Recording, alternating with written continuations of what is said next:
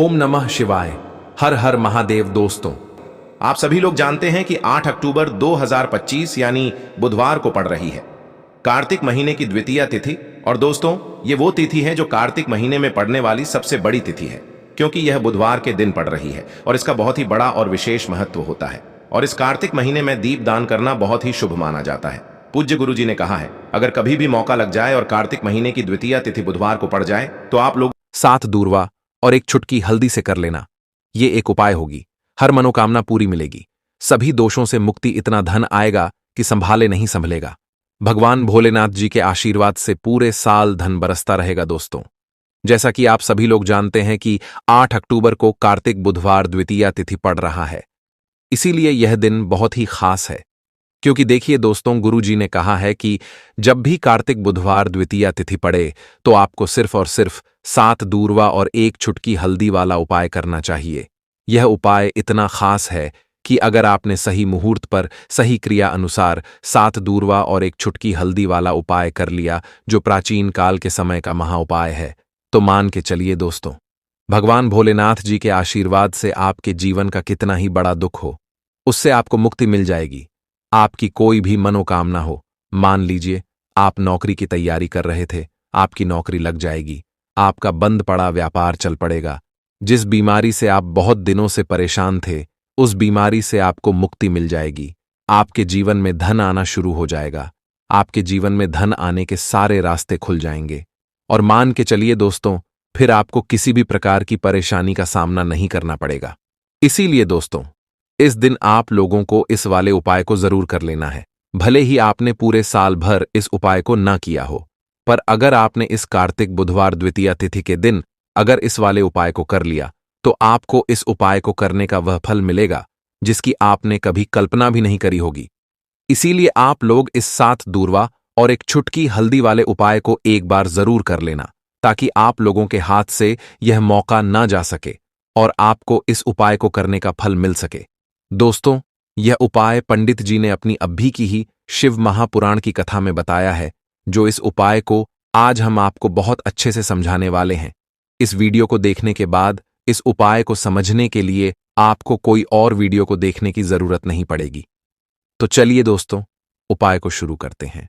उससे पहले, हे भगवान भोलेनाथ, आपके इस वीडियो को जो भी लाइक और चैनल को सब्सक्राइब करे, उसके जीवन में कभी दुख दर्द मत आने देना। साथ ही साथ कमेंट बॉक्स में 5 ओम नमः शिवाय जरूर लिखे, ताकि भगवान भोलेनाथ जी की कृपा आप सभी को प्राप्त हो सके। इसी के साथ मैं आप सभी को बता दूं कि आप लोग वीडियो को पूरा नहीं देखते हो, काट काट कर देखते हो और गलत गलत उपाय को कर लेते हो, तो आपसे निवेदन है कि वीडियो को पूरा जरूर देखें। देखिए दोस्तों, यह कार्तिक बुधवार द्वितीया तिथि का दिन यह इतना खास होता है, इतना महत्वपूर्ण होता है। देखा गया है कभी कभी बड़े बड़े पूजा पाठ अनुष्ठान से जो मनोकामना पूर्ण नहीं होते, वह कार्तिक बुधवार द्वितीया तिथि के दिन एक छोटे से उपाय करने से ही आपकी मनोकामना पूर्ण हो जाती है। और बहुत सारे लोगों ने इस उपाय को किया भी है और उनको इस उपाय को करने का फल भी जरूर मिला है। अगर आप लोग भी इस उपाय को करना चाहते हैं तो आप इस उपाय को पहले अच्छे से समझ लेना, सुन लेना, उसके बाद करना, आपको इस उपाय का फल जरूर मिलेगा। और इस उपाय को कर लेने से आपके घर में चाहे किसी भी प्रकार की दुख और समस्या क्यों ना चल रही हो, आपको उसका कारण भी नहीं पता है कि भाई यह समस्या किस कारण से चल रही है। उसका कुछ भी कारण हो सकता है, जैसे पितृदोष हो सकता है या किसी भी तरह का मंगल दोष भी हो सकता है। तो इस दिन आप लोगों को यह वाला उपाय कर लेना है। यह एक ऐसा उपाय है जिस उपाय को अगर किसी विशेष दिन पर किया जाए तो भाई उस विशेष दिन का जो है वह तो हमें मिलता ही मिलता है। पर हमने उस दिन पर इस 7 दूर्वा और एक चुटकी हल्दी वाले उपाय को किया है, तो हमें उससे भी बड़ा फल मिलता है और फल बहुत जल्दी मिलता है, क्योंकि आप इस उपाय को बहुत ही बड़े और विशेष दिन पर कर रहे हो। तो चलिए अब उपाय के बारे में बात करते हैं, लेकिन उससे पहले आप लोगों को यह जानना आवश्यक है कि आखिर यह उपाय किस समय करना है, किसको करना है और कैसे करना है। तो चलिए हम आगे आपको वीडियो में एक एक करके बता देते हैं।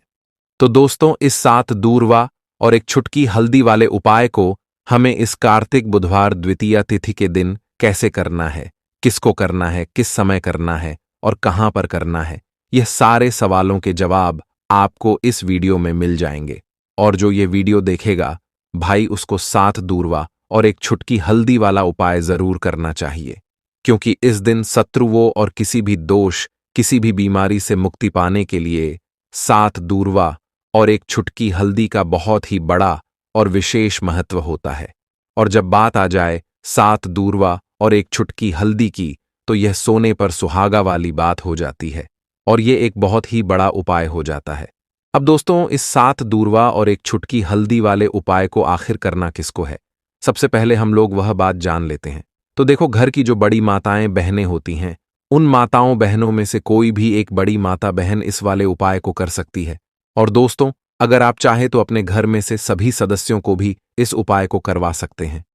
अगर किसी व्यक्ति की खुद की कोई मनोकामना है, खुद की कोई दुख और परेशानी है जो कि वह अपने लिए ही करना चाहता है, इस वाले उपाय को तो वह खुद अपने लिए भी कर सकता है। बाकी अगर कोई घर में से ऐसा है जो कि अपने पूरे घर परिवार की सुख और शांति के लिए यह वाला उपाय करना चाहता है, तो भाई वह भी कर सकता है।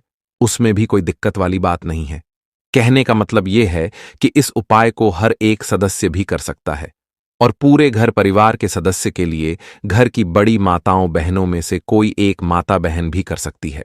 माताएं बहनें अगर घर में उपस्थित ना हो या वह यह वाला उपाय ना कर पा रही हो, तो फिर घर का कोई बड़ा सदस्य भी इस 7 दूर्वा और एक छुटकी हल्दी वाले उपाय को कर सकता है, चाहे फिर वह पुरुष ही क्यों ना हो। उसमें कोई भी दिक्कत वाली बात नहीं है। अब दोस्तों, 7 दूर्वा और एक छुटकी हल्दी वाले उपाय को हमें करना कहां पर है? देखो, इस उपाय को हमें मंदिर में ही करना है। बहुत सारे लोग प्रश्न करते हैं, हर एक उपाय को करते समय क्या हम इस उपाय को घर पर या मंदिर में कर सकते हैं? देखो, तो इस वाले उपाय को आप मंदिर पर करोगे तो अच्छा रहेगा, घर में नहीं करना है इस वाले उपाय को। उसके बाद में दोस्तों, जो अगला प्रश्न निकलकर आता है वह यह आता है इस उपाय को लेकर कि आखिर इस उपाय को हमें किस समय करना है, सुबह के समय करना है कि शाम के समय करना है? तो देखो, इस वाले उपाय को आप लोग सुबह के समय भी कर सकते हो और शाम के समय प्रदोष काल में भी कर सकते हो। अब अगर आप पूछो कि भाई साहब, सबसे उत्तम समय कौन सा रहेगा इस 7 दूर्वा और एक छुटकी हल्दी वाले उपाय को करने का, तो हम आपसे बस यही कहेंगे कि इस उपाय को आप शाम के समय करेंगे तो ज्यादा बेहतर होगा, क्योंकि कार्तिक बुधवार द्वितीया तिथि का दिन है और इस दिन प्रदोष काल के बहुत महत्व होता है। बाकी अगर सुबह के समय भी करेंगे तो भी अच्छा होगा, उसमें कोई भी दिक्कत वाली बात नहीं है। तो अब दोस्तों, जो अगली सबसे बड़ी और महत्वपूर्ण बात आती है वह ये आती है कि सुबह अगर हम उपाय को करेंगे तो हमें कितने बजे से लेकर कितने बजे तक के बीच में करना है, और शाम के समय प्रदोष काल में करेंगे तो हमें कितने बजे से लेकर कितने बजे के बीच में करना है। तो देखो, सुबह जितनी जल्दी हो सके आप उपाय को करने की कोशिश करना। बाकी अगर किसी कारणवश लेट भी हो जाओ, थोड़ी देर भी हो जाए, तो देखो, सुबह जितनी जल्दी हो सके आप उपाय को करने की कोशिश करना। बाकी अगर किसी कारणवश लेट भी हो जाओ, थोड़ी देर भी हो जाए, तो 10 या 11 बजे तक भी आप उपाय कर लेना, पर 12 बजे से ज्यादा देरी ना हो, ठीक है? इस बात का ध्यान रखना। उसके बाद में दोस्तों, अगर शाम के समय प्रदोष काल की बात करें, प्रदोष काल का जो समय है होता है वह शाम के 6 बजे से शुरू हो जाता है। मतलब शाम के 6 बजे से लेकर 7 बजे के बीच का जो समय होता है, यह समय प्रदोष काल का समय होता है। इस उपाय को 7 बजे या 8 बजे के बीच में भी कर सकते हो। मतलब शाम के 6 बजे से रात 8 बजे के बीच में आप कभी भी इस वाले उपाय को कर सकते हो, उसमें कोई भी दिक्कत वाली बात नहीं है। परंतु 8 अक्टूबर कार्तिक बुधवार द्वितीया तिथि के दिन कोशिश करना कि समय के अंतर्गत ही कर लो। किसी कारणवश ना कर पाओ तो थोड़ा देरी से भी कर सकते हो।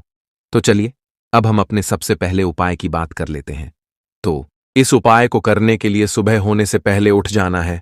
घड़ी मत देखना, जब नींद अपने आप टूट जाए वही समय ठीक होता है। सबसे पहले जमीन पर पैर रखने से पहले मन में बोलना है, आज जो करूंगा वो सिर्फ अपने भाग्य को ठीक करने के लिए करूंगा। फिर बिना किसी से बात किए सीधा रसोई में जाना है। कोई दरवाजा जोर से मत बंद करना, सब कुछ धीरे से करना है। वहां हल्दी का डिब्बा ढूंढना है, जो सबसे कम इस्तेमाल होता है वही असली होता है। दीपक है, इसे आपको तुलसी जी के पौधे के पास में ही प्रज्वलित कर देना है। जो भी व्यक्ति अपने ही घर पर इस प्रकार से तुलसी जी के 3 पत्तों का यह उपाय कर लेता है, तो उसका परिवार हमेशा खुश रहता है, उसके परिवार में कभी भी कोई भी संकट उत्पन्न नहीं होता है, और यदि आपके घर में जो भी गृह क्लेश है वह भी समाप्त होते हैं। तो इस प्रकार से ये सुंदर सा उपाय करना है। अब बात करते हैं अगले उपाय की। देखो, यदि आपके जीवन में आर्थिक संकट बहुत अधिक हो रहे हैं, धन की समस्या लगातार जीवन में बनी हुई है, एक एक रुपयों को प्राप्त करने के लिए आपको बहुत अधिक मेहनत कर रहे हैं, तो आज रात्रि में सोने से पहले आपको हो यह एक चमत्कारी दीपक का उपाय अवश्य करना है। या फिर यदि आपका जो व्यापार है, बिजनेस है, दुकान है, वह अच्छे से नहीं चल पा रही है, तो आज रात्रि में इस विशेष दीपक का उपाय आपको अवश्य करना चाहिए। देखो दोस्तों, दीपक हमारे घर में सभी नकारात्मक शक्ति को बाहर करता है। यह उपाय आपको साल में केवल एक बार करने का ही मौका मिलता है। देखिए, इस उपाय के लिए आपको तुलसी जी की जो सूखी लकड़ी होती है उसे ले लेना है। देखिए दोस्तों, यदि आपके पास पुरानी तुलसी जी की लकड़ी है तो उसे आप ले सकते हैं, और यदि आपके घर में तुलसी जी जो लकड़ी है वह सूखी हुई है तो उसकी लकड़ी आप तोड़ करके इस्तेमाल कर सकते हैं। लेकिन आपको ध्यान रखना है कि सूर्यास्त से पहले पहले ही आपको यह जो तुलसी जी की लकड़ी है इससे अवश्य ही तोड़ लेना है। तो इस उपाय के लिए आपको सबसे पहले तो एक मिट्टी का दीपक लेना होगा, चाहे तो आटे का दीपक भी ले सके, क्योंकि आटे का दीपक सभी दीपक में सर्वोत्तम माना गया है। इस दीपक के अंदर आपको शुद्ध घी का प्रयोग करना होगा, और इससे दीपक के अंदर आपने जो तुलसी जी की लकड़ी ली है उसे भी रख देना है। लेकिन ये जो तुलसी जी की लकड़ी है इसमें आपको चारों तरफ अच्छे से घी लगा लेना है। देखिए, गुरुजी ने बताया है कि जो तुलसी जी की लकड़ी है यदि आप उपाय करते हैं और बहुत ही शीघ्रता से जल जाती है, तो इसके लिए आपको एक कार्य करना है। आपको थोड़ी सी रुई ले लेनी है, और उस रुई को आपने जो तुलसी जी की लकड़ी ली है उस पर अच्छे से चारों तरफ लपेट देनी है। तुलसी जी की लकड़ी के ऊपर रुई लपेटने के बाद इसे आपको पूरा घी के अंदर डुबो लेना है। अब इसे आपको बाती के रूप में प्रयोग करना है। अब दोस्तों, इस दीपक को आपको प्रज्वलित कहाँ करना है? तो इस दीपक को आपको या तो भगवान विष्णु के सामने प्रज्वलित करना होगा, या फिर आपको भगवान श्री राम के सामने प्रज्वलित करना होगा, या फिर भगवान कृष्ण के सामने, यानी कि भगवान विष्णु के जो भी अवतार हैं उनके सामने आप ये दीपक प्रज्वलित कर सकते हैं, या फिर आप इस दीपक को माता तुलसी जी के सामने भी प्रज्वलित कर सकते हैं। पूज्य गुरु जी ने बताया है कि जो भी व्यक्ति इस प्रकार से तुलसी जी की डंडी से यह दीपदान कर देता है उसके जीवन में कभी भी धन की समस्या नहीं होती है। इसीलिए आपको यह पूरे साल में केवल एक बार ही मौका मिलता है। इस उपाय को करके देखना, आपकी सभी इच्छाएं जरूर पूर्ण होंगी। यह जो उपाय है रात्रि में सोने से पहले करना है। यह उपाय आपके लिए सर्वश्रेष्ठ होने वाला है। देखिए, इस उपाय के लिए आपको मात्र 5 हरे मूंग के दाने ले लेना है। देखिए, तिथि है और ये बुधवार के दिन पड़ रही है, इसीलिए आपको 5 हरे मूंग के दाने लेना है। हरे मूंग के दाने आपको साबुत लेने हैं, खंडित नहीं होने चाहिए। इस बात का ध्यान रखें। और इसी के साथ में आपको एक तांबे के पात्र के अंदर अपने घर से शुद्ध जल ले लेना है। अब दोस्तों, इन सभी सामग्रियों को लेकर के आपको सीधे पहुंच जाना है भगवान शिव के मंदिर में। देखिए, इस उपाय को भी आप सुबह भी कर सकते हैं और शाम के समय में भी कर सकते हैं। देखिए, भगवान शिव के मंदिर में पहुंचने के बाद आपके पास जो 5 हरे मूंग हैं, उनमें से पहला जो हरा मूंग है, आपको शिवलिंग के सामने जो नंदी महाराज होते हैं और उनका जो पैर उठा हुआ होता है, वहां पर आपको पहला हरा मूंग समर्पित कर देना है, और आपको ओम नमः शिवाय इस मंत्र का जाप कर लेना है। फिर आपको दूसरा हरा मूंग लेना है, और शिवलिंग पर जो श्री गणेश जी वाला स्थान होता है वहां पर आपको यह दूसरा हरा मूंग समर्पित कर देना है। यानी कि शिवलिंग के सीधे तरफ आपको यह दूसरा हरा मूंग समर्पित करना है, और फिर आपको ओम नमः शिवाय या फिर श्री गणेशाय नम इस मंत्र का जाप कर लेना है। तीसरा हरा मूंग का दान आपको भगवान शिव की सबसे प्रिय पुत्री माता अशोक सुंदरी वाले स्थान पर समर्पित करना होगा। शिवलिंग की जो जलाधारी होती है, जहां से जल बह करके आता है, उसी जलाधारी के बीच में जो कहीं कहीं उठी हुई लाइन होती है सांप की आकृति के रूप में, वहीं पर आपको तीसरा हरा मूंग समर्पित करना है। और फिर आपको ओम नमः शिवाय इस मंत्र का जाप कर लेना है। अब दोस्तों, चौथा जो हरा मूंग है उसे आपको भगवान कार्तिकेय जी का जो स्थान होता है शिवलिंग पर, वहां पर आपको ये चौथा हरा मूंग का दाना समर्पित कर देना है, और आपको ओम नमः शिवाय इस मंत्र का जाप कर लेना है।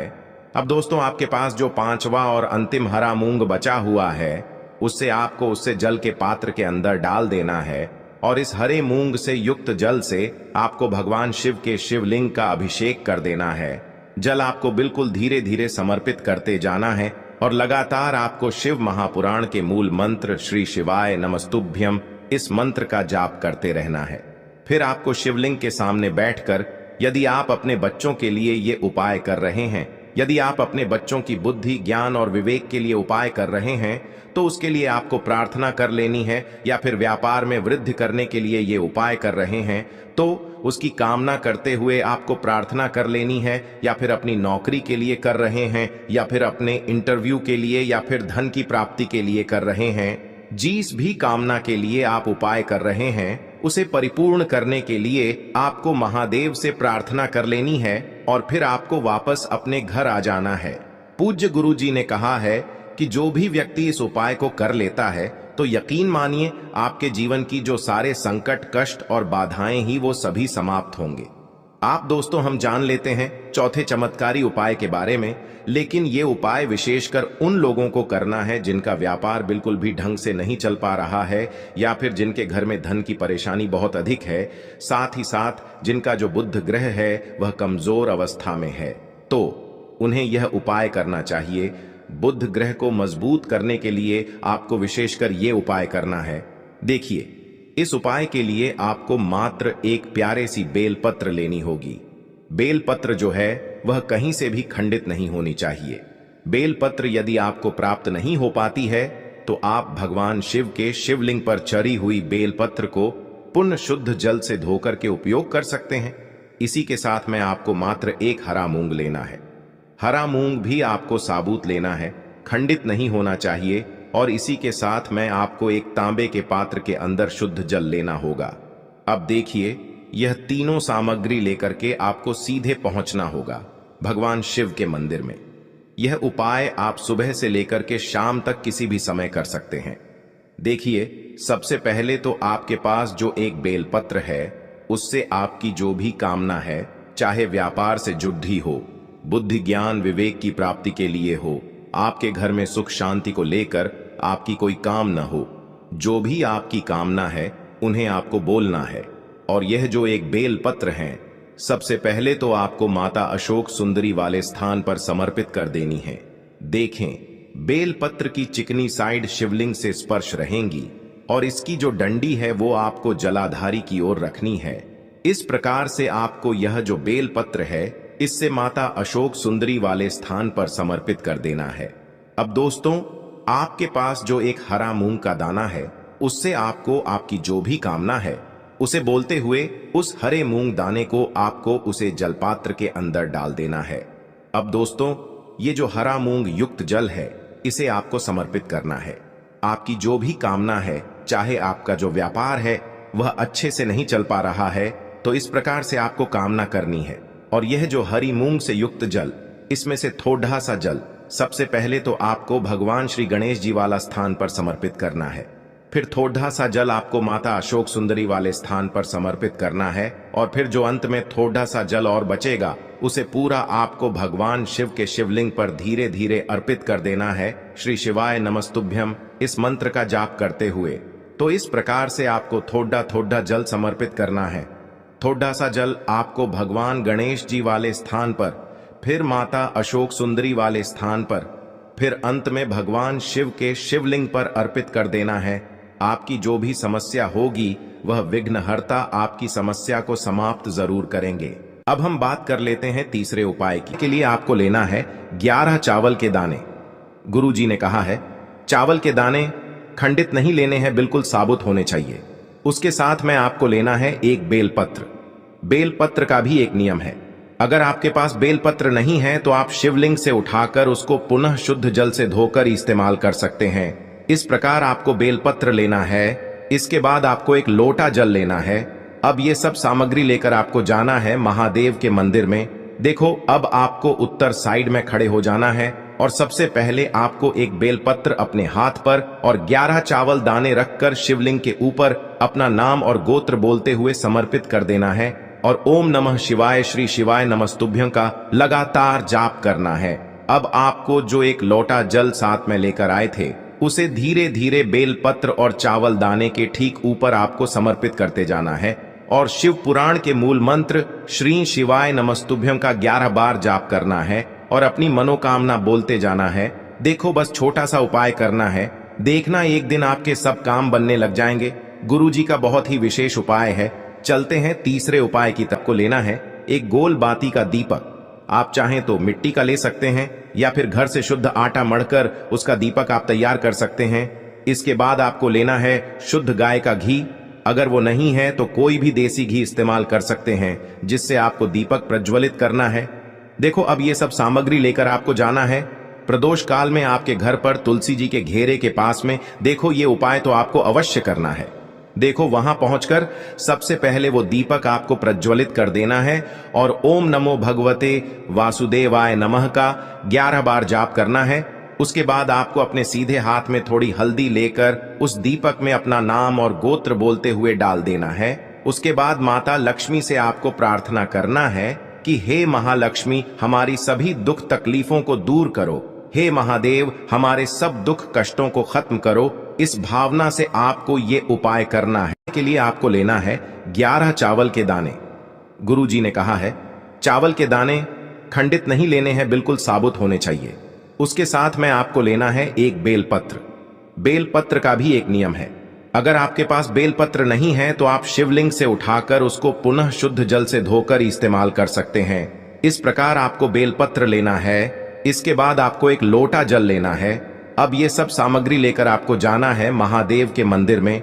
देखो अब आपको उत्तर साइड में खड़े हो जाना है और सबसे पहले आपको एक बेलपत्र अपने हाथ पर और 11 चावल दाने रखकर शिवलिंग के ऊपर अपना नाम और गोत्र बोलते हुए समर्पित कर देना है और ओम नमः शिवाय श्री शिवाय नमस्तुभ्यं का लगातार जाप करना है।